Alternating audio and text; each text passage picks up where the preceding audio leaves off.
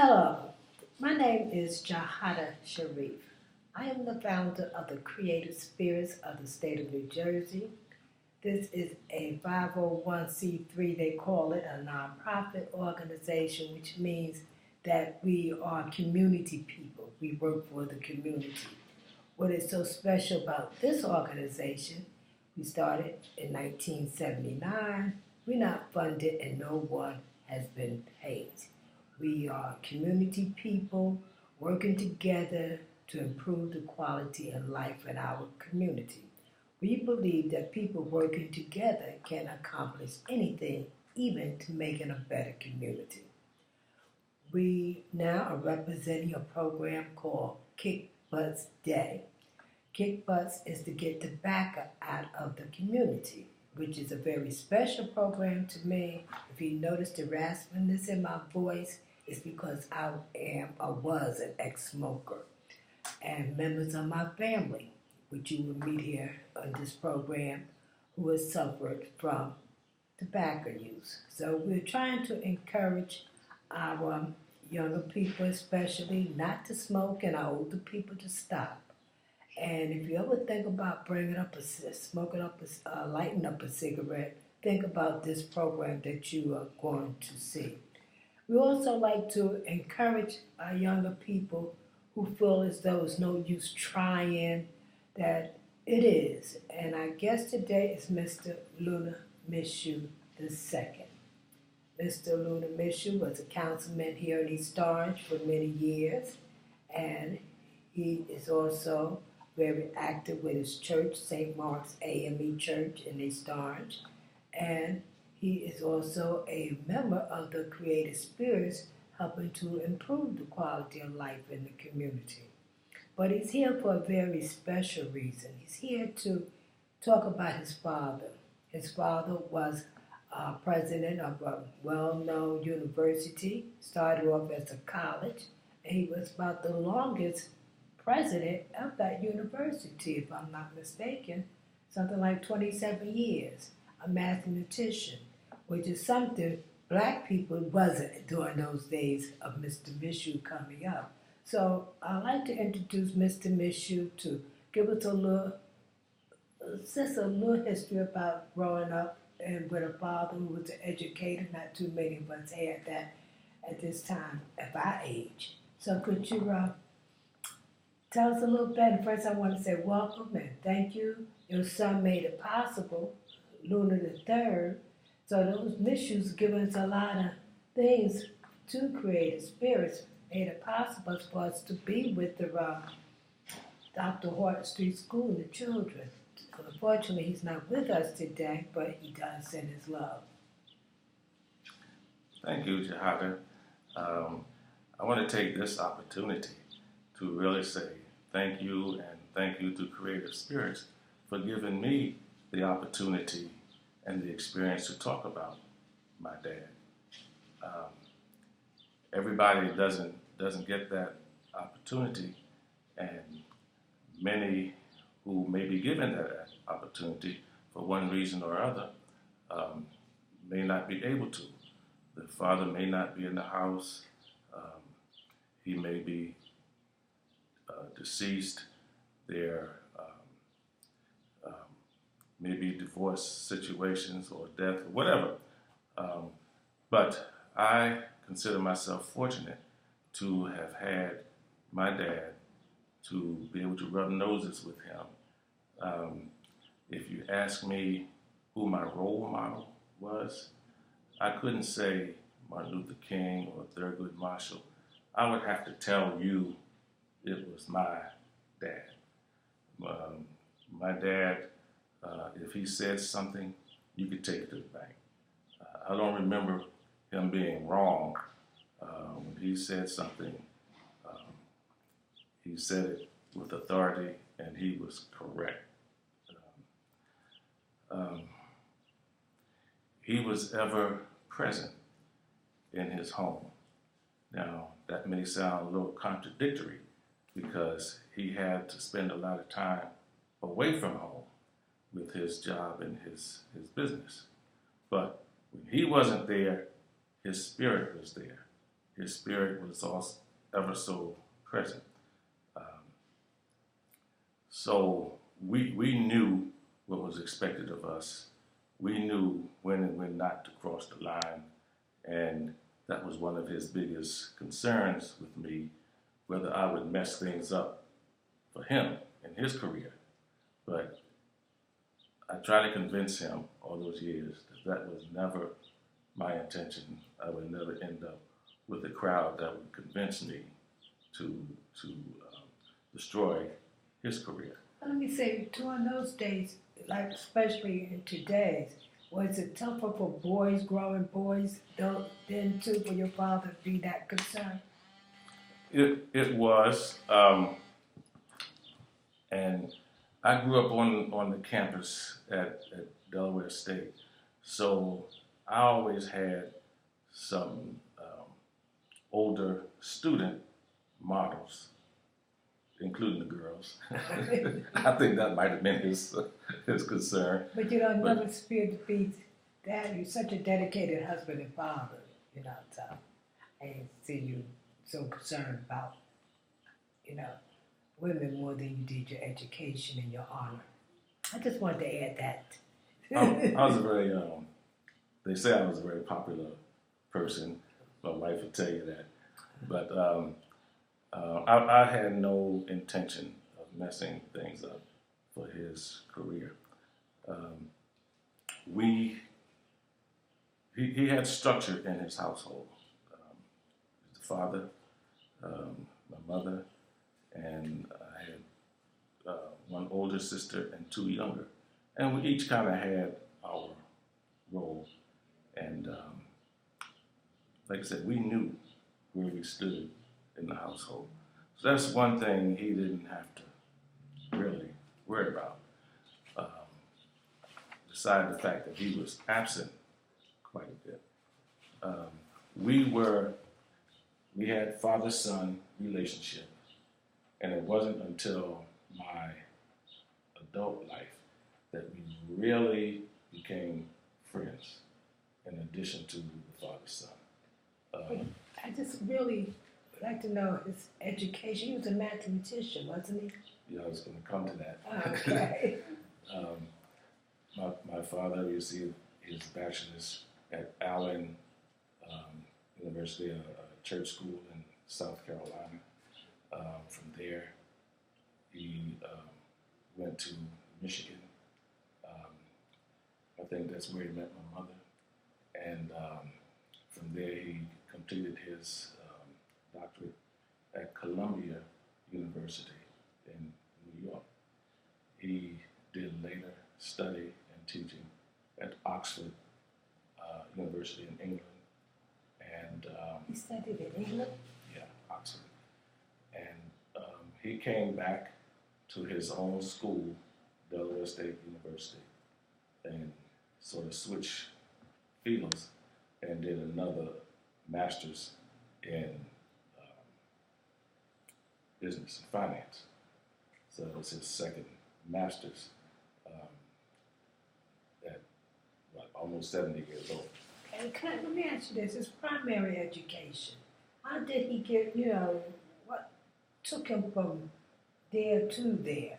And coming up, going to school, was he extra achiever? You know, because his subject as a mathematician, that's really deep. You don't find too many students studying something. He had a poor upbringing, and he often tells a story about having to wear the shirt off someone else's back after they had worn it a whole week.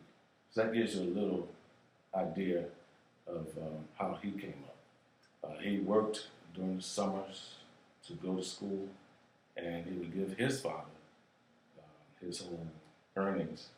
And when it came time for him to go to school, he went to his father, and his father didn't have the money. He had to use it for just day-to-day living. So he, you know, didn't have the benefit of a lot of normal opportunity. He had to work his way through school, and he did I think his undergraduate work was in physics and chemistry. Because that's something that we as blacks really don't get that involved in. That's like being a scientist. Right. How did he manage to get into that field?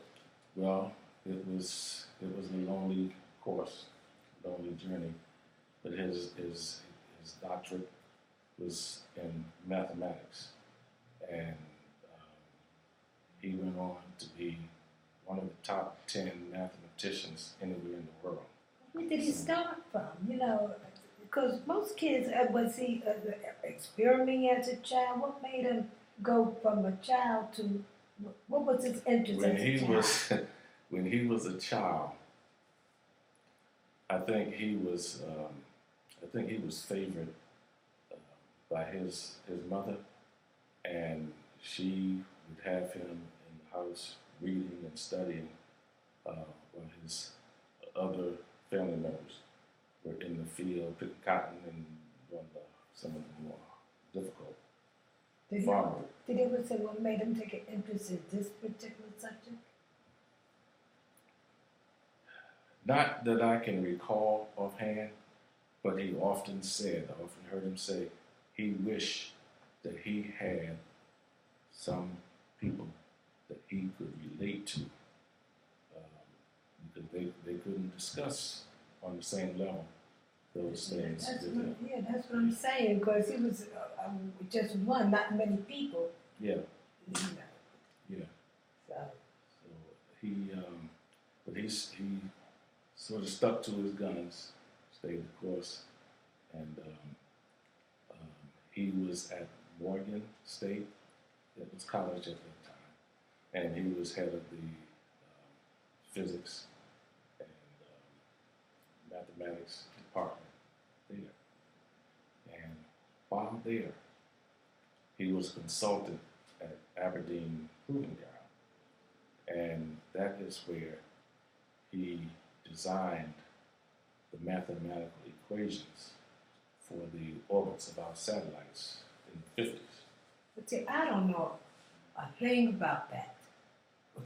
You know, that's how far-fetched it is for me, and I'm sure, especially a lot of children's going to be looking at this DVD. You know, what kind of understanding that you have to have? You know, where did that take him to help him make the world go round?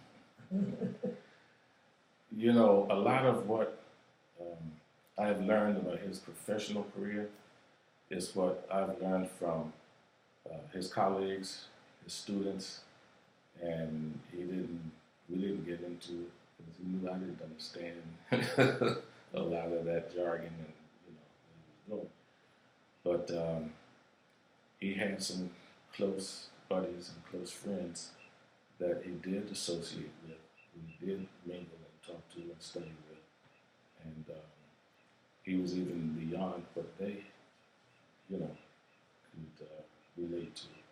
And he often said, I wish I had some people that I could relate to. Well, and I think that's probably what got him to Oxford. But, they say Einstein had nothing on him. Well, how did his work make the world better? Well, his work in physics and mathematics was very contributory to the world. He has mathematical credits to his name, discoveries to his name, and I have a couple of his books. I haven't been able to diagnose and comprehend them, but they were he's made presentations across the world of his mathematical discoveries. I'm going to say beyond theory because they're actual truthful discoveries. But he never boasted about his work. A lot of it was sort of secretive, and dealing with the Russians and getting their secrets and that kind of thing. What did they, you don't know what they use it for? Did they use it in space? Yeah, space. Oh, okay. Yeah. So that gives us. So I had Actually, something. he designed the mathematical equations for the orbits of our satellites back in the 50s. Oh, okay. So now we're getting something of what he was doing. See, I knew it was more than counting 2 and 2. Yeah, well, that's, where he had his discovery. And you don't know what brought him to that higher frame of thinking. That was just his aptitude. It's his aptitude. You know, His that's interest, yeah. But let's say this here because we don't have that much time. But now we got some idea that he did have something to do with the orbits and things going into space. Definitely. And I just want to mention your son, he teaches science some and math, so he picked up that gene from your father. And going to, I feel he's teaching a lot of children in the North School, or the Essex County School really, about math and science. So it's in the blood. Yeah, well, I was pretty good in physics and math myself, but I didn't do like chemistry and biology and things like that. Well, your son does a little chemistry also, doesn't I he? think so, yeah. Okay. Yeah. But in 1960, he was called to the presidency of Delaware State. At that time, it was college. And he prepared the college to meet the criteria to become a university. And you have to have so many volumes in the library and so forth and so on. So he built that criteria, and it was just about, I think, at his death, just about to be bestowed upon the college. Well, he did retire from the college after how many years? 27 years. 27 And I years. think there was one other president who served longer than he, maybe by a year or two. And that was before him. Before him. So he's maybe the second longest running president and the first black president. I believe so. I'm not sure what the first one was, but I believe he was the first one to run that long. Right. Oh, well, he might have been the first man to run that long. I have to go back because I did do a little research on him, and I know I didn't understand all that he was doing, but I knew that the field that he was in was something, especially for his age, blacks didn't get into, and some of the other things that he was doing, I was really impressed with him. I don't know what made me look into his life, but I knew that he was an educator. When you hit 70 in Delaware, they retire you.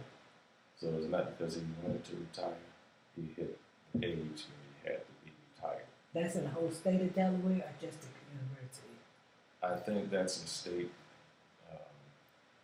state rule for state employees and stuff. Okay. But right quick, now they have a department named after him? That whole science department, I think, is named after him. I think the library may bear his name there, and I'm not sure what else. But if you go and take a tour, you'll run into his name. Okay, well, I did learn that too on my little tour to the internet. But not only was your father had a lot of input with Delaware College becoming a university, your mother did also. Mom was a nurse, and she worked in Philadelphia for a while. She worked in, I think, Michigan, after where she met my father. But she worked at Provident Hospital in Baltimore. That's where my oldest sister and I were born. She was head of a whole unit in the hospital. And when father came to Delaware, they made her stop because she was going to be first lady. And Well, that. But they worked in the college, though, didn't Uh, they? They worked at the college. well, she launched her own initiative to start a nursing program at Delaware State. Is that And program still going on today? It's still in existence today, and it's one of the top in the state. You got a history of issues. Really have a history. Well, I didn't used to talk too much about it, but now I'm proud to talk about it. Well, I'm proud for you. My father always felt that he wanted to do something for the community, give back, and so forth. And he had acquired some property along the way, and we talked about what we could do in the community. And I said, well, there's always a need for housing. And I was in school at Rutgers in city and regional planning, and he asked me to develop a plan for the use of some of that property that he had. And I did a plan for him to develop 25 units of senior citizen housing with 10% for disabled. Okay. And it went back and forth, but finally it was done. And during the process, my father called a meeting with all my siblings and said that he was putting me in charge of all his assets and his estate and so forth and so on. And that may have caused a little, problem amongst it. Well, I wasn't going to get into that. And you can edit that if you want. But that was, an outward demonstration of how close we had become. And upon his death, I tried to handle everything. Everything goes to my mother. But I established an estate for her with all her assets in the estate. But you raised how many children? I have 3 children and 7 grand. Okay, I know your son is an educator, Mm-hmm. and your daughter is an attorney. She's an attorney. And your other son? He works, he lives in Chesapeake, Virginia, and he works for the Boys and Girls Club there, and he loves children. He has 4 of his own, and all of them are doing fine. All of them are doing well. Okay, so your children, your wife, she was very active also in the community, and really active in the church. So his legacy is continuing on in some way or the other, Yes. which is very, very important because that family unity. And you all grew up in St. Mark's. Your children grew up here too? Yes. Okay, so that proves a family that prays together. Stays together. Stays together. Well, But, even though everybody has gone different directions now, my daughter she's married is married. She's married to a Baptist minister, and she herself preaches. She's a minister. She's in the United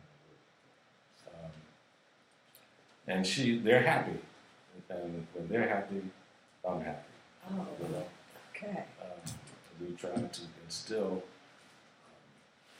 good principles of living along the way.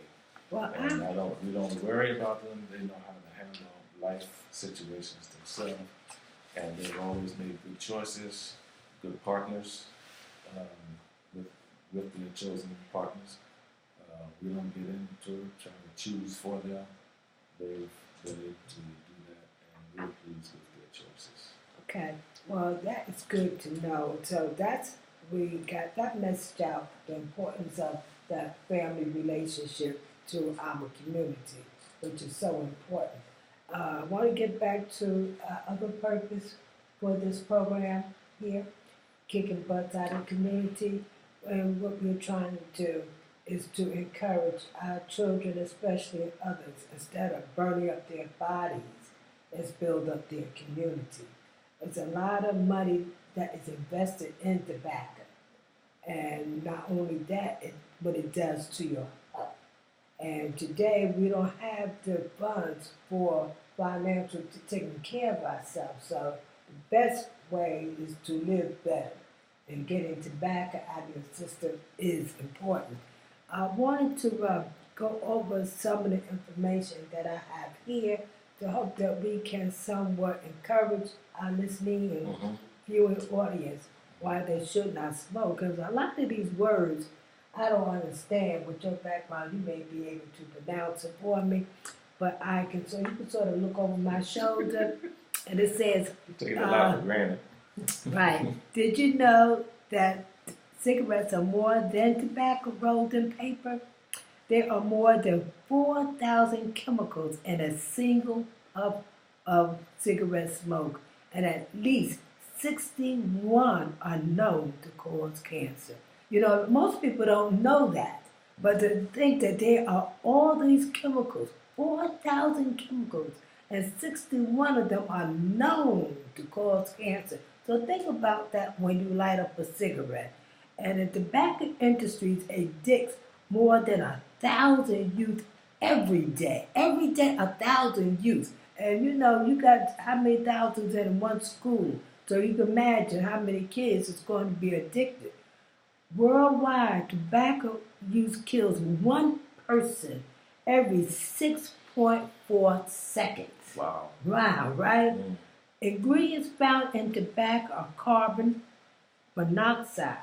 Okay, I can say, okay, formaldehyde, that's found in embalming fluid. So you're embalming. For embalming. So we embalming ourselves before we die, right? Remember that when you smoke. We want to get that. You know what this is? Toluene or something? No. Well, all right. Well, this company's used in paint thinner. You know what paint thinner? I could just sort of like turpentine. Yeah, but you know what this one is? Well, this is something that's Isoprene. Found in rubber, and this one is used in paint and varnishes.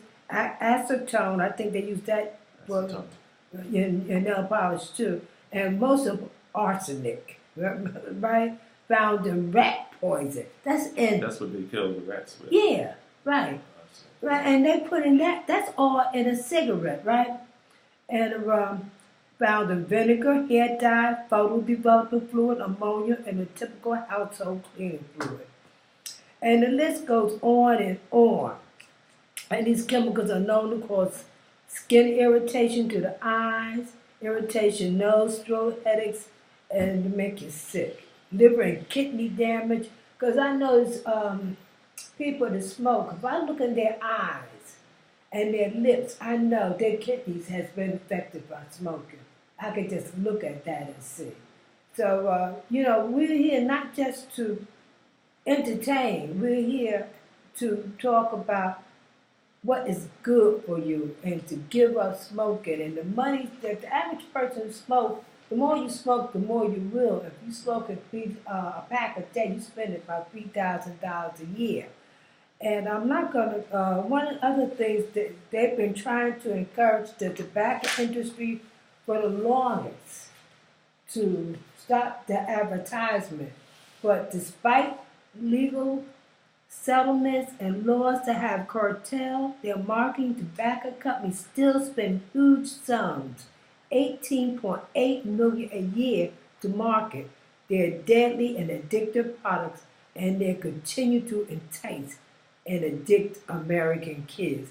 What we're saying here is, I smoked, I'm ill, I can't smoke anymore, or I will surely die. Mm-hmm. I have another sister who you all will see later on in this show who's in a wheelchair for smoking. I have another sister who's deceased for smoking. Smoking has really devastated our family. So now, once they got us three to stop smoking, they got to replace us.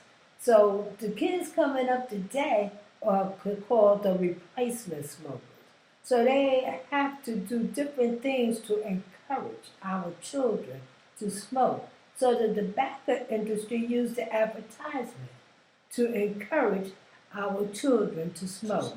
So we're trying to do our own form of advertisement to encourage our children not to smoke.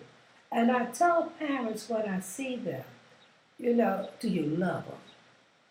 If you love them, then not only are you killing yourself, but you're killing your child. And they would quickly tell me, oh, I don't smoke in the same room. But do you know if you pick the child up and hold it to you, they smell it, they inhale it. Yeah. It's coming onto their skin. We think that we go in there and wash it off or put in a lifesaver, you know. And I see especially young ladies. Nobody walked up to me in the streets and talked to me about it, but I walk up to others. They say I'm taking a chance with my life. I don't know. I feel like I'm blessed to be able to be here to tell our children about smoking. I tell them, God saved me. I'm the oldest of my sisters, and they are in worse condition, physical condition. And I tell our people, God saved me for a divine reason to stop them. So don't get mad with me because God made me do this. So go get mad with God. So I guess I laugh, but they got to understand because nobody wants to talk to God. Their arms are too short. So, and they listen.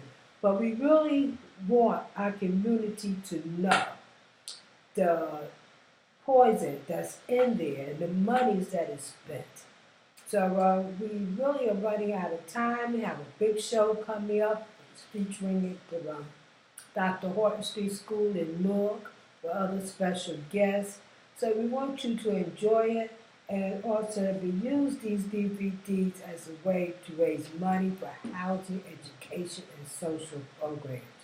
So we thank Mr. Mishu and his son, Luna I Mishu III, for introducing us to Dr. Horton Street School. And I thank the school for giving Creative Spirits the opportunity to be a part of their daily programs because we came in there, they didn't know me from nothing. And I was there a couple of days a week and it did such good work. And the children, believe it or not, knew more about tobacco than we gave them credit for. And they were glad to bring in a lot because your son said, you don't have them doing homework, do you? I said, they're doing it, you know. They were glad to bring in information. One little girl said to me, she says, they talk about child abuse. They should lock the mother up or parent up for smoking around their child. So we want to close. And again, I want to thank you and enjoy the show. Thank you.